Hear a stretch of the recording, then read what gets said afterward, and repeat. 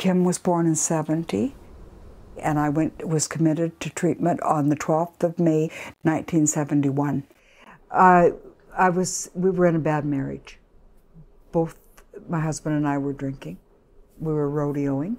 There was nothing about FASD. And even to the point where the doctor would say, you need to have some brandy at night to help relax. But I don't think it would have mattered how much awareness there was out there.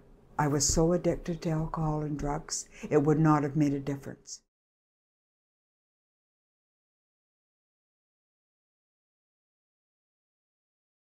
Her diagnosis was like neurological, something alcohol related.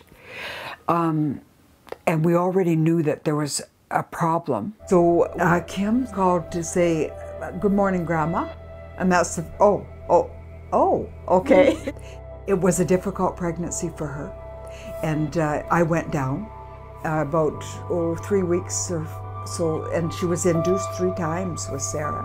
She come out just screeching, and the doctor said, we've got 2 miracles here that just happened.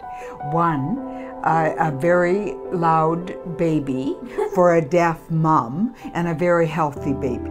Yeah, I came out like a holy terror. Okay,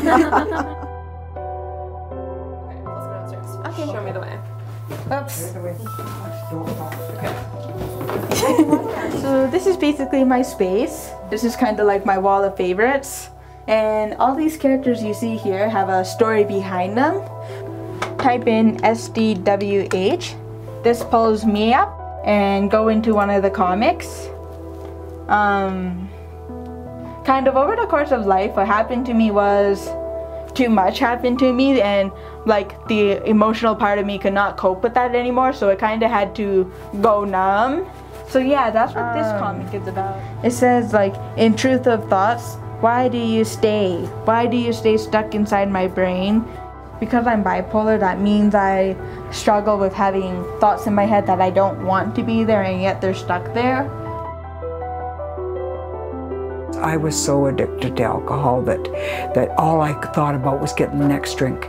You know, when I got my nurse's license, within 5 years I'd lost it. I'm on welfare. Well, immediately coming to mind, I think what helped was all along, the grandparents kept an open and honest dialogue with me, like ever since I was little, and either, like, regardless of if I was living with them permanently or not at the time, I just find that they kept things age appropriate. So if I was a little young to know something yet, they wouldn't try to hide me, but just they were mindful of how old I was and what was appropriate to share with me and what wasn't.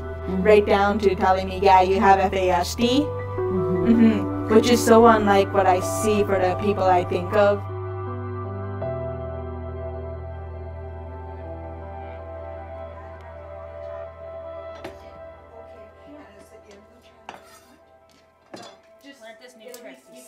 Really, I'm just here to, like, point things out and help her and find ways that make it easier for her to live and to cope with things, and ways that she can feel comfortable doing things and getting her out and doing new things. Like, we're basically just trying to teach Sarah how to simplify cooking and meal prep and all those things, just as far as her health goes, consistency, being on her own and doing things for herself, but keeping it simple, right? Basically, the message I just want people to know is that FASD does not have to suck. I am the type of person where whatever I do has to have meaning. So the stuff I do with my time, I make sure it's meaningful and productive. And you work very hard at it. Yeah. Very hard.